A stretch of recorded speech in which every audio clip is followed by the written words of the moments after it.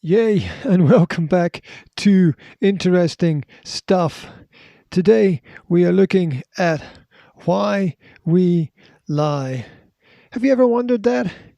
Have you ever wondered why there is a voice in the back of your head that says, maybe I shouldn't tell somebody something? Well, we're going to have a look at the reasons for all of these thoughts that run through our mind. Let's do it.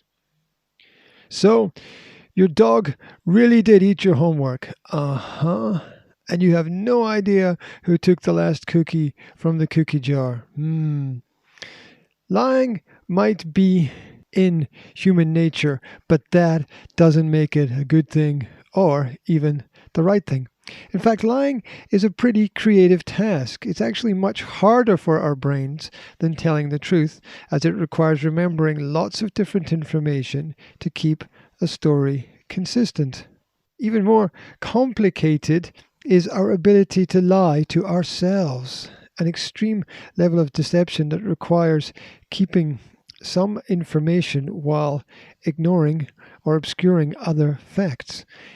Whatever your reason for lying, and however complex the lie, there are three main parts to the brain that we use when we're being deceptive.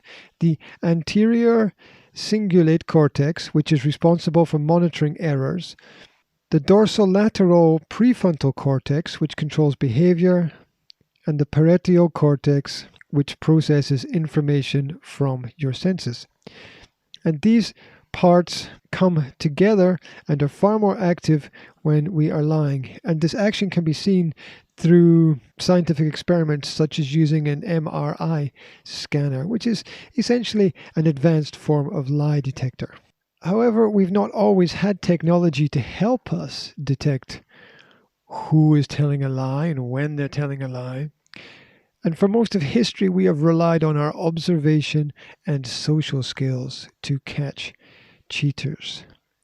Now, it's interesting to look at some scientific studies, and one of these that I've discovered recently showed that the age group which lies the least is, in fact, children. Around 29% of a child's communication can be observed to have some form of deception in it, while other age groups range from 34% to 59% during an average day.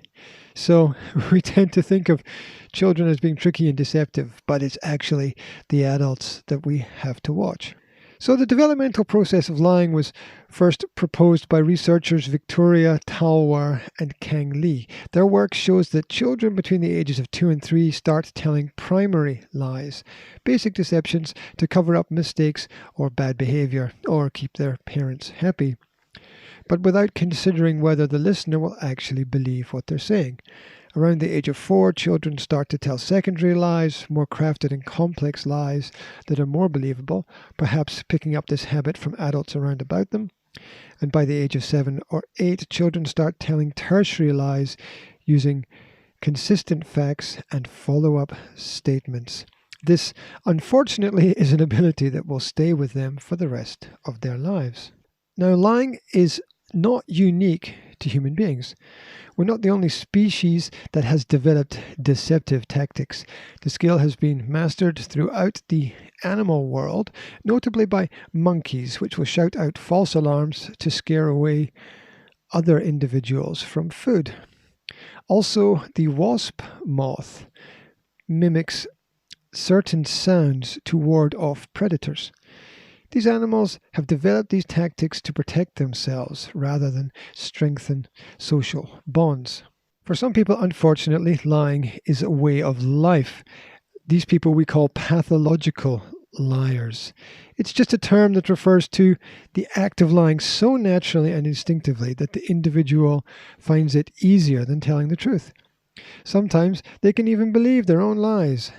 It is a condition that can be damaging to the lives of the sufferer, and it destroys careers and relationships. I'm laughing a little bit because I'm just thinking about politicians. If you were going to put politicians in general into one category, it would be that one.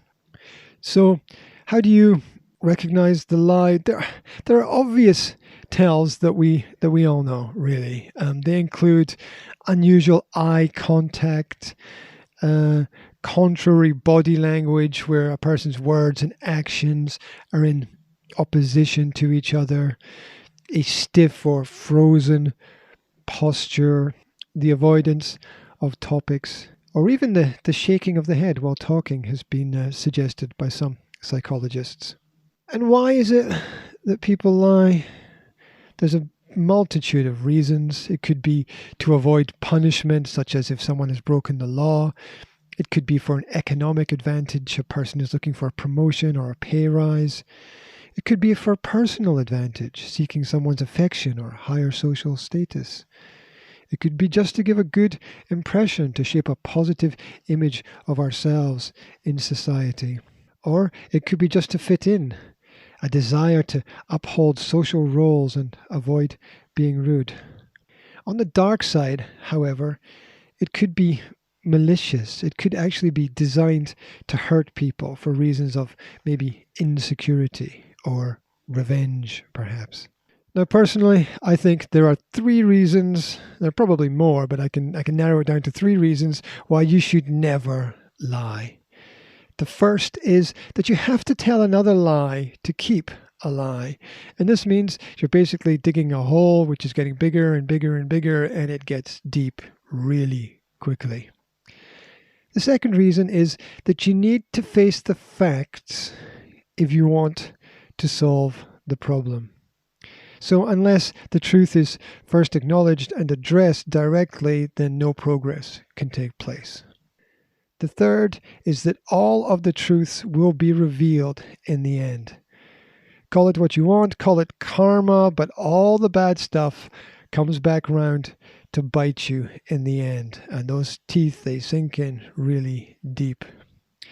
So remember, there are a million lies, but there is only one truth.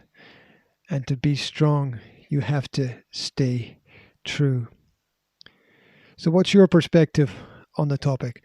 When was the last time you told a lie or a little white lie or were a bit deceptive? I don't think anybody gets through their whole life without having some personal experience with this. I think when we're children, we test the water. When we're adults, we make mistakes. So it's something we all have experience with. It's part of human psychology. It's part of who we are as a species. Which still doesn't make it okay. So give me some feedback. Let me know what you think about this topic. Let me know what else I should cover for you. And that's about it for today. Stay safe, stay healthy, stay true, and I will speak to you again soon. And as always, don't forget, I'll add some questions under the video link if you find the video link. And, we can interact a bit more. So that's it. Have a great day.